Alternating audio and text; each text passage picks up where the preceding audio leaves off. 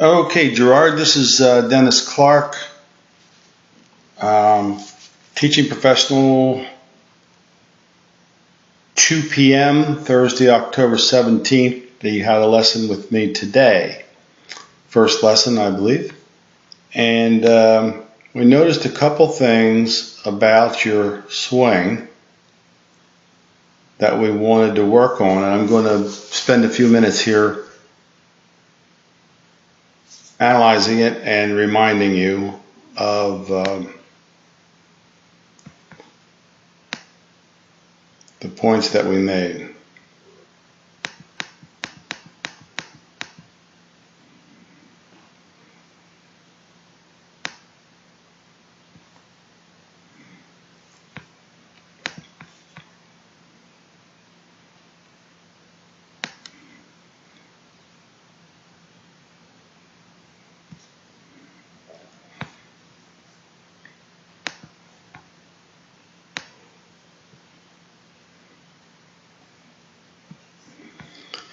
So in the red line is representing your shaft angle at impact, which is about 52 degrees.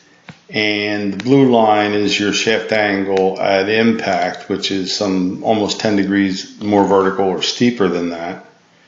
And that's kind of what we worked on, is really a lot of things that and a little bit of your swing direction.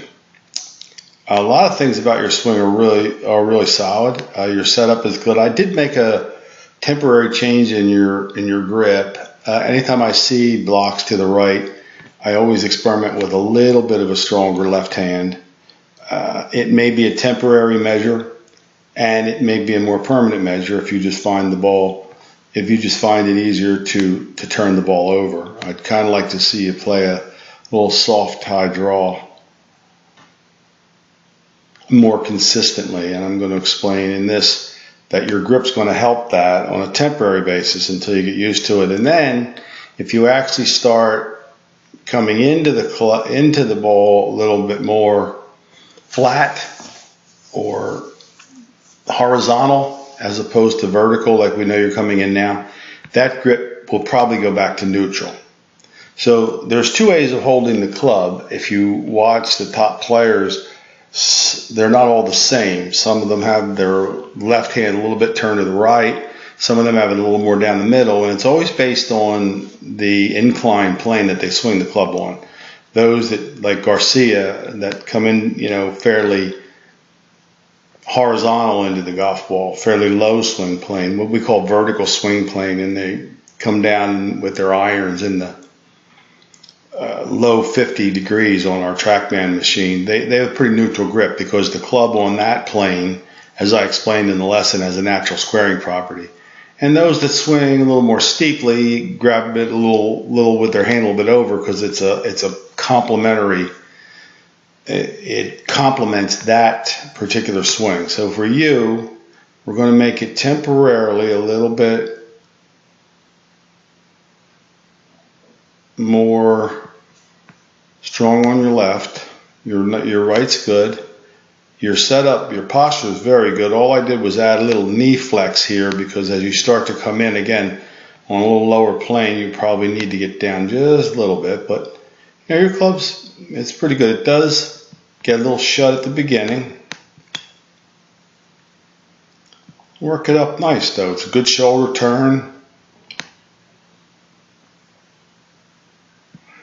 So going back, you pull your hands a little bit inside. We got about a 4 degree progression there. We'd probably like a little bit more like an 8 degree, but that's okay. And whenever your left arm is parallel to the ground, you're considered in your halfway back position. So that's where you are, halfway back. And at the top, that's an acceptable length for a middle iron, I think. So you notice this one went up 57 up to 7 degrees. It's a little more of a lift than the second part of it. And my goal for you is to get you down your entry, your what it's called transition. There's a split second, ever so infinitesimal gap at the top there in starting down. And one of the things that you do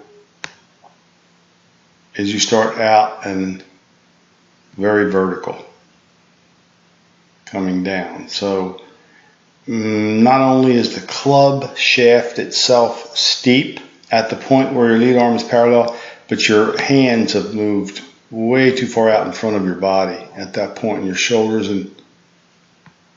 have started to unwind. Your hips are already back to square. One of the things that I like, and I use this Garcia video a lot because he actually, when I took this over in Palm Beach Gardens, he actually was working on drawing the ball.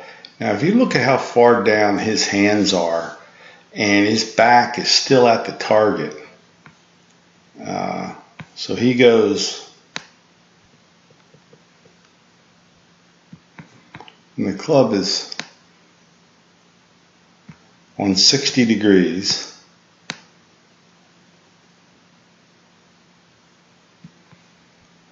And then it lays down to 40 degrees. In a few inches or a foot, he's flattened that shaft some 20 degrees.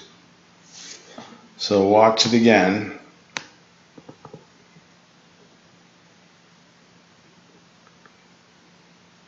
The back stays to the target, left wrist flat, right elbow into the body, or actually works out a little bit in front of the body.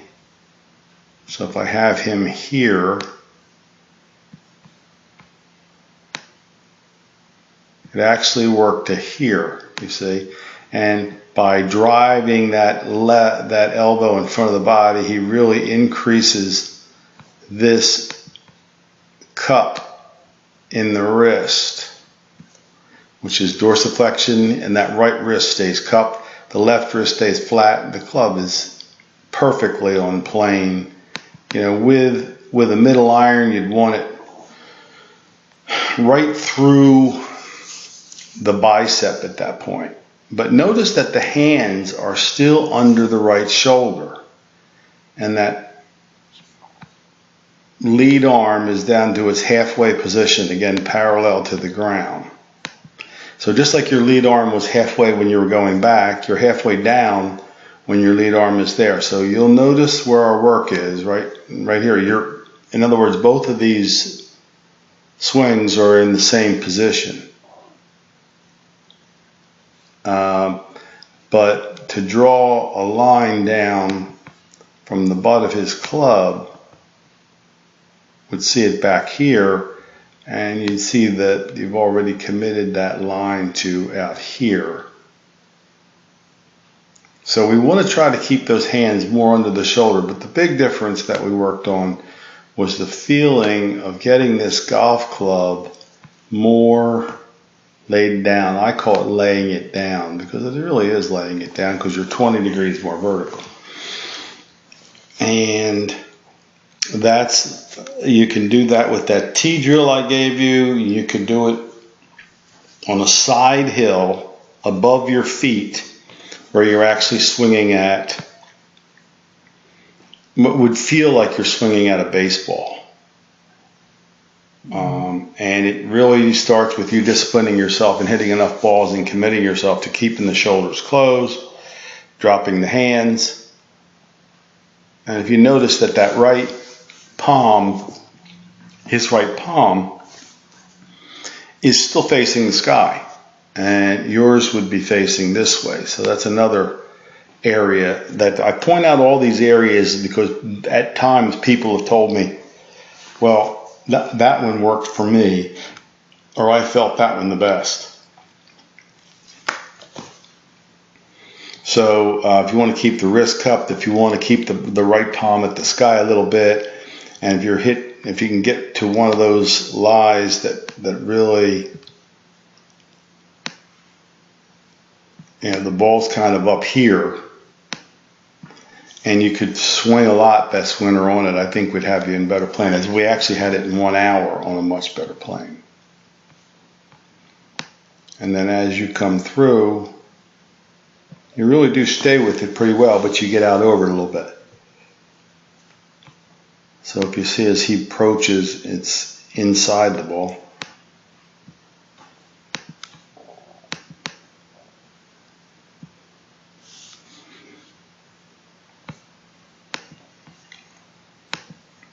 So his golf club, if I draw a line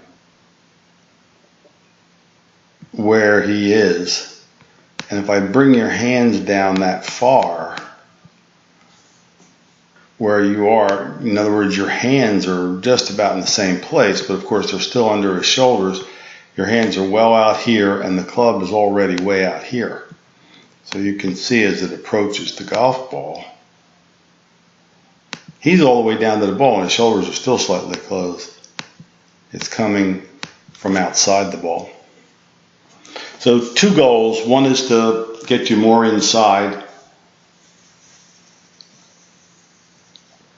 The other is to get you less vertical. Now,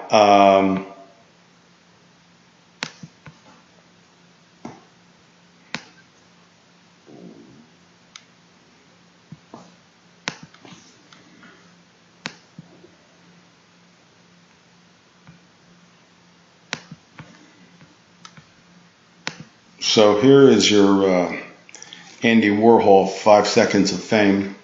You're going to get compared to Bruce Koepka.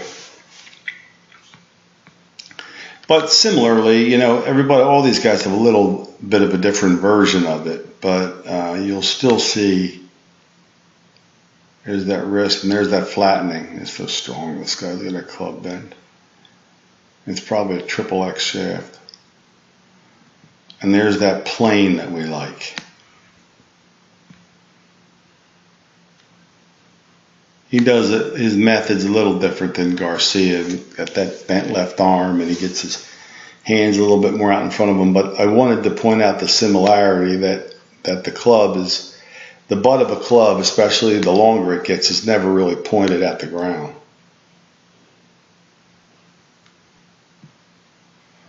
So once we get off of this look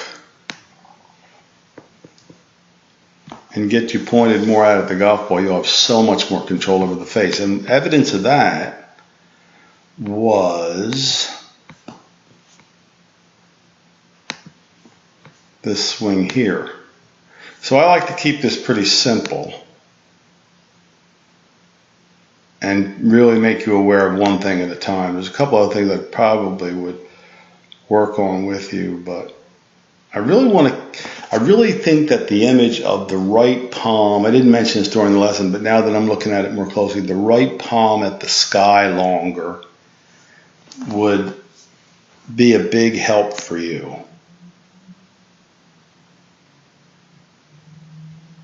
Even at the top, probably. But this is that one where we found at the end where if you really look at the plane now, and that's a huge difference. You know, if we can get you staying a little bit behind that ball and getting in on that angle where you'll do with, and look how much more from inside you're coming too. So let's go back to our original setup here and put something like this. Where we're going to do this drill where we keep it in the air. And don't wean yourself off that drill too soon, Gerard. I have a lot of people that, you know, I've seen do this. And they do it for a couple of days and they say, now I've got it. Well, you don't have it. We never have it in golf. We get it right every now and then. We borrow it, as I say. But we go here.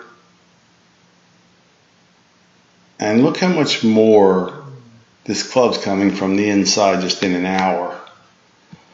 And you've been over it for, as you said, how long? So that was a hell of a turnaround for you in 1 hour. And I hope that gives you enough stuff to work on. Tee above it, squat in the knees, slightly stronger left, a lot of horizontal swings, baseball, 2 belt high, 2 knee high, and whack one. And try to feel like that club, that left wrist is flat, the right palm at the sky, and we're really swinging around ourselves. And you did great. All right, I hope that helps you. Have any questions, text me, call me, set up another lesson, whatever you'd like to do. I'll be happy to work with you. Let's get that handicap down. I think 5 is a very realistic goal for you. But we're not going to do it in one shot, but we'll keep working. I liked your short game. I liked your pitching technique. Looked pretty solid. There's a couple things we could work on over there too, bunkers and bump and runs and things like that. So we'll take a look at the whole thing. All right, nice to meet you.